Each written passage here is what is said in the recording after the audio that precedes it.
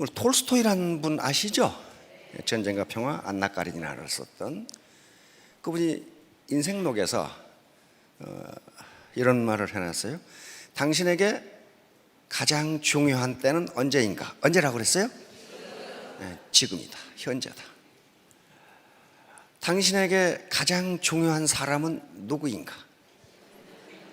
네, 당신이 지금 만나고 있는 사람. 그러니까 저에게 있어서 가장 중요한 분들은 여러분들이고, 여러분들에게서 가장 중요한 사람은 이 시간은 저예요. 그리고 당신에게 있어서 가장 중요한 일은 무엇인가? 지금 당신이 하고 있는 일. 이게 톨스토이의 인생록에 들어 있습니다. 그러면서 자기가, 톨스토이가 그 책을 쓰면서 내가 내 인생을 완전히 망라해 놓은 게 이 책이다. 잊어버리지 마세요. 근데 우리가 사는 세계가 무슨 세계예요? 우리 체제가 무슨 체제예요? 자본주의, 시장경제. 그러니까 현재 내 삶이 불만족스럽다면 뭐가 부족해요? 자본이 부족하구나. 자본이 부족하면요, 죽었다가 까무러치는 수가 있어도 잘 살지 못해요. 왜? 자본주의 시장경제잖아요. 자본이 생산을 한다고, 자본이. 그러니까 내 봉급이 적다, 내 소득이 적다, 내 일이 안 된다, 이 삶이 이 모양이냐? 그것은 자본 부족이에요. 자본 부족. 그러면 이제 문제는 이거예요. 뭐가 자본이냐? 그렇죠. 뭐가 자본이냐? 자, 옛날에 농경시대에는 뭘 가지면 부자였습니까? 땅이야, 땅. 그때 땅이 자본이에요. 그 다음에 산업화 시대에는 누가 부자였어요? 네, 그때부터 헷갈리기 시작하는 거죠. 네, 그때부터 자본을 가진 사람이 부자예요. 이때 자본은 돈을 자본이라고 하지 않습니다. 공장, 기계, 설비, 건물, 이게 다 자본이에요. 지금도 자본을 가지면 부자예요. 서울 강남에 상가, 5층짜리 상가가 있다. 이게 뭐예요? 자본이에요. 그 자본은 자본주의 시장 경제에서 생산성을 발휘합니다. 건물이 생산성을 발휘해서 나한테 아무 일을 않더라도 소득을 갖다 줘요. 그 자본은 크리스마스 날도 안 쉬고 일요일 날도 안 쉬어요. 1년 365일 생산 활동을 해요. 그게 자본이에요. 근데 가장 중요한 것은 이제 인적 자본인데, 다행히 우리나라는 굉장히 빠른 속도로 세계의 역사의 흐름과 같이 하고 있어요. 지식정보화 시대로 들어가 버렸어요. 지식정보화 시대라는 것은 지식과 정보가 무엇이 되는 것이다? 생산요소, 돈이 되는 것이다. 공장 아무리 큰 것 가지고 있어도 안 된다 이거야. 이제 안 돼. 지식과 정보가 들어가지 않으면 돈이 안 된다 이거야. 그게 지식정보화 시대예요. 지금 우리가 그 시대를 살고 있는 게 다행히 그런데 애터미 정보라는 걸 알았다고요. 정보는 공짜가 아닙니다. 절대로 공짜가 아니에요. 근데 이 사회, 다음 사회, 지식정보화 사회에서 지금 우리는 어떤 사회로 가고 있냐면은 미래학자들이 드림 소사이어티, 꿈의 사회로 가고 있다고 그럽니다. 드림 소사이어티에서 가장 중요한 게 뭐냐면은 이미지예요. 당신의 매력이라고. 매력이 가장 중요한 생산자원이에요. 뭐라고 그랬어요? 매력. 이 양반요, 노벨상 받은 분이에요. 노벨 경제학상을 받았는데 전공은 심리학이에요. 심리학자로서 인간이 의사결정을 어떻게 하는가를 연구해서 노벨상을 받았어요. 자, 섬김 리더십. 이게 이제 매력의 기본이에요. 처음 오신 분이나 또는 얼마 됐더라도 리더십이라는 말이 굉장히 생소할 수가 있어요. 내가 무슨 리더인가? 내가 누구를 끌고 가지? 그런데 모든 인간은 근본적으로 리더입니다. 그리고 애터미 사업자 각각은 전부 리더가 되지 않으면요, 성공 못해요. 지금까지 산업화 시대까지 리더십은 권위주의적 리더십이었어요. 리더가 폴로미, 나를 따르라, 너 그렇게 해, 너 왜 그렇게 하냐, 이렇게 했어요. 근데 그 리더십이 나쁜 게 아니에요. 아니야. 그 시대에 맞아. 그것이 중우장대한 대량 생산 시대에는 컨베이어 시스템으로 일렬 횡대로 씌워놓고 기계적으로 일을 해야 생산성이 높아. 그런데 지금 지식정보화 시대에는 그렇게 일해가지고는 물건이 한 개도 안 팔려. 안 팔려. 개성의 시대가 온 거예요. 개성의 시대가.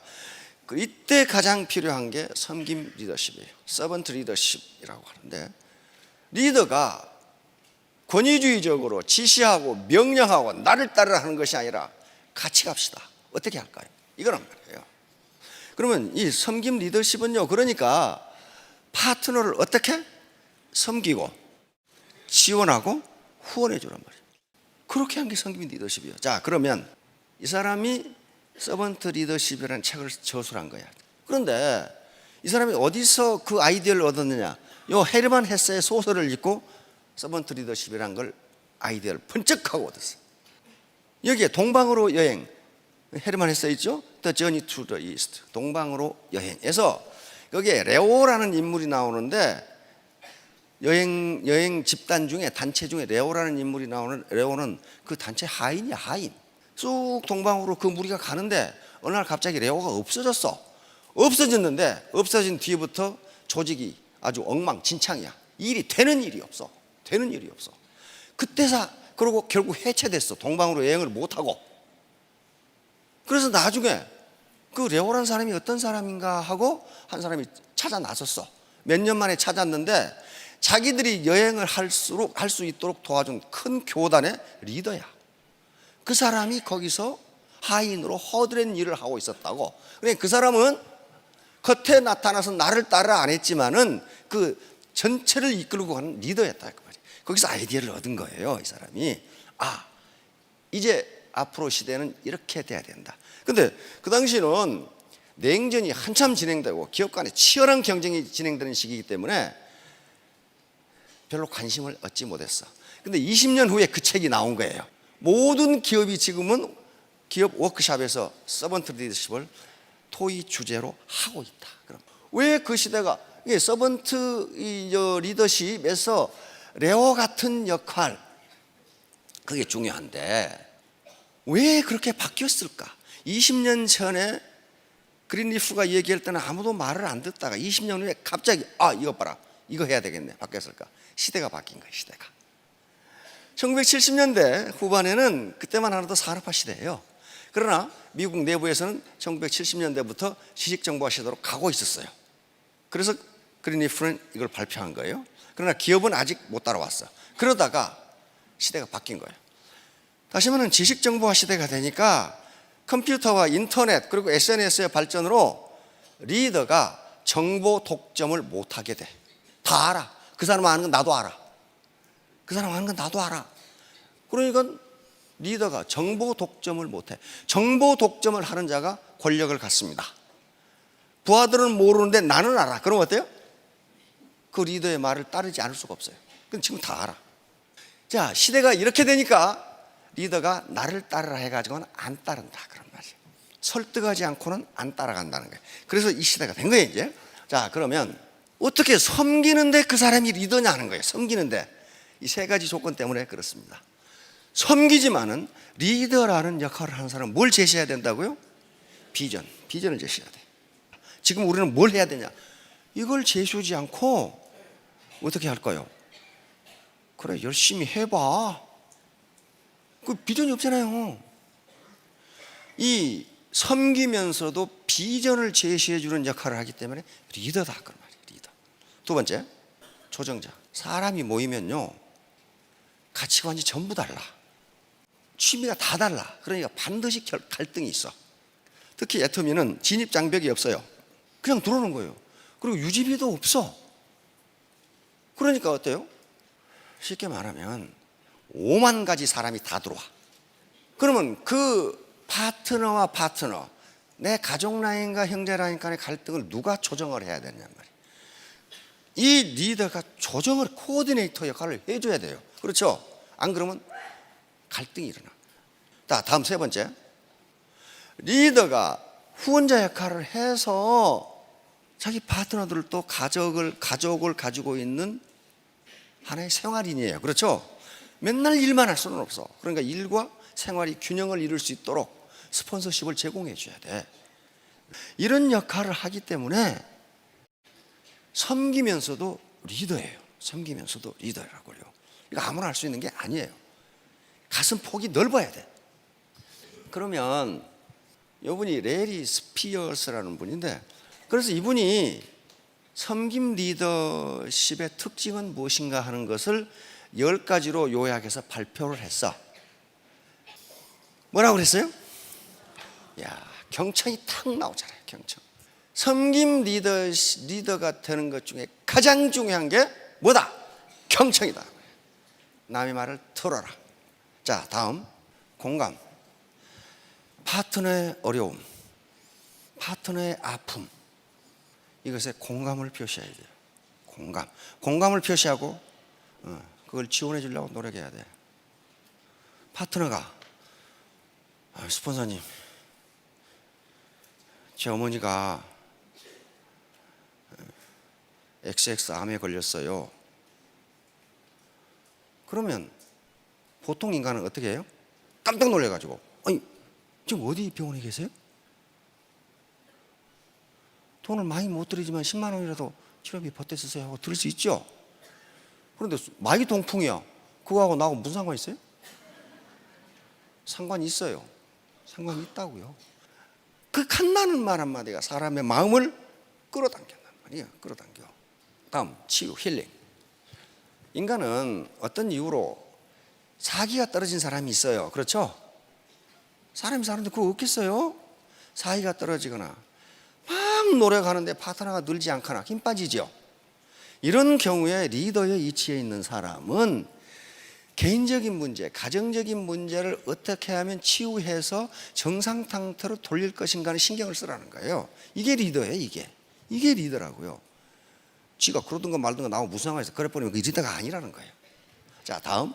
이것은 이게 섬김 리더십이지만은 그 사람이 리더인 것은 환경의 변화를 파트너보다 더 신경을 가지고 먼저 알아내야 된다는 거예요.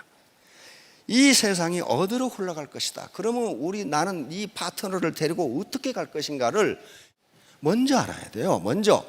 그래서 만약에 자기 스폰서가 환경의 변화를 인지하지 못하면 그 라인은 안 커요. 안 커. 설득. 이게 섬김 리더십의 가장 중요한 특징 중에 하나입니다. 권위주의적 리더는 나를 따르라야. 그렇죠? 안 따라오면 끌고 가면 돼. 그러나 섬김 리더십은 그렇게 해서는 리더십 발휘가 안 된다는 거예요. 왜? 마음으로 승복을 안 해. 안 따라가. 그래서 반드시 설득을 통해서 공감을 얻고 그리고 나에게 승복하도록 만들지 않으면 리더십이 발휘 안 된다는 게 섬김 리더십의 특징 중에 하나입니다. 이 세상은요 엄청 복잡해요. 자, 그러니까 개념화는 뭐냐면 이 복잡한 현상을 내가 파트너들에게 어떻게 설명해 줄 거냐는 거야. 예를 들면 인간은 그걸 환원주의라고 하는 학문 이론입니다. 이 세상이 하도 복잡하니까 도대체 어떻게 돌아가는지 알 수가 없어. 그래서 그걸 하나로 축약을 해.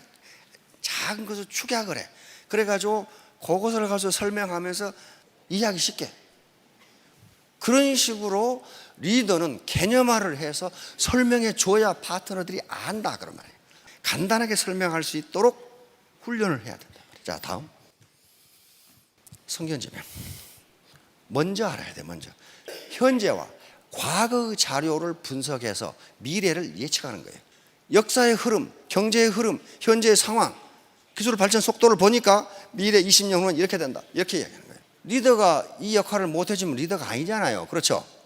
아니잖아요. 자, 다음. 리더는 파트너들을 위해 군림하는 사람이 아니고 청직이다. 청직이란 말은 무슨 말인지 아시죠?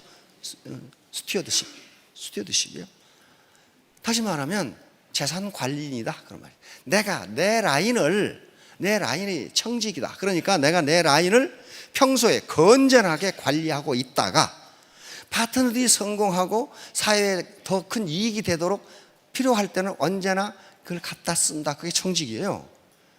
청지기가 그러니까 그 청 안에 들어있는 재산의 주인이 아니라 뭐라는 거예요? 관리인이다. 관리. 이게 서번트 리더십의 핵심이다. 그래서 파트너의 성장을 위한 헌신. 그러니까 이 서번트 리더십도 다단계를 생각하고 만들어 놓은 것 같은 기분이 자꾸 들어. 이거 왜 이 서번트 리더십, 성김 리더십이 우리 애터미가 딱 맞다고 그랬냐면은 우리 사운회가 그게 결정이 돼 있어요. 영혼을 어떻게? 소중히 여기며 생각을 경영한다. 믿음에 굳게 서며 겸손히 섬긴다. 겸손히 섬기는 거예요. 인간으로서의 존엄성은 같다고 인정해 주는 거야. 그러므로 나는, 리더는 이 인간을 성장시켜야 된다. 성장. 어떻게? 정신적으로 성장시켜주고, 여기 나와 있죠. 어떻게? 개인적 성장. 이 사람은 그러니까 이런 사람을 자기 개발, 자기 발전을 할 수 있도록 도와줘야 된다. 그 다음에 어떻게? 직업적으로 애터미 사업을 좀 더 잘하도록 애터미 사업의 본질과 핵심을 알려줘야 된다. 세 번째는 뭐예요? 정신적으로 안정이 될 수 있도록 지원해야 된다. 이게 파트너의 성장이에요. 랄프 waldo 에머슨이라는 미국의 철학자가 있습니다. 현재 미국의 정신을 만들어낸 사람이요. 그 사람이 뭐라고 했냐면 당신이 나를 끌어올리려면 당신이 나보다 높은 곳에 있어야 한다. 높은 곳에 여기서 내가 이렇게 끌어올려 줄 수 있다. 그 말이야. 그 말은 무슨 말이에요? 리더가 파트너들을 성장시키려면 누가 먼저 성장해 있어야 한다? 리더가 먼저. 이게 마지막이 공동체 형성. 무슨 말이냐면요, 옛날에 우리가 살 때는 한 마을에서 지역 공동체를 이루고 살았어요. 거기에 일가 대소가 또 다 모여있는 경우가 있어. 그렇죠? 그럼 어때요? 어느 집에 결혼식이 있다, 초상이 났다 그러면 온 동네가, 어떤 사람은 콩나물 삶아가고 어떤 사람은 뭐 삶아가고 하나의 공동체로 마치 형제지간처럼 그렇게 살았어요. 그렇잖아요. 그런데 도시화가 진행되고 산업화가 진행되면서 이 지역 공동체가 깨져버렸어요. 그러면 그 공동체를 친구로, 내 라인, 내 파트너, 내 센터, 내 팀을 마치 피를 나눈 형제처럼 만드는 그 역할을 누가 해줘야 된다? 리더가 해줘야 된다. 리더가. 그렇게 되면 사업에 성공하고 인생이 그렇게 고달프지가 않아요. 내가 어려웠을 때 누가 달려와요? 친구가 달려오잖아요. 친구가 아닌 놈 안 달려와. 친구가 아닌 놈 언제 달려오느냐? 내가 밥 살 때 달려와. 그러면 내가 어려움에 처해서는 그러면 어디 가버리고 없어. 그래서 그렇게 만들라는 게 공동체를 만들라는 거야. 그래야만 당신의 조직이 발전한다는 거예요. 그렇게 하시겠죠? 그렇게 하시겠죠? 어떻게 되자고요? 따뜻한 사람이 되자. 결론 하나입니다. 따뜻한 사람이 되자. 내가 따뜻하면 파트너들은 따라오게 돼 있어요. 아시겠죠? 예, 3년 후, 5년 후에 모두 월천택 월천남이 되시기 바랍니다. 예, 감사합니다.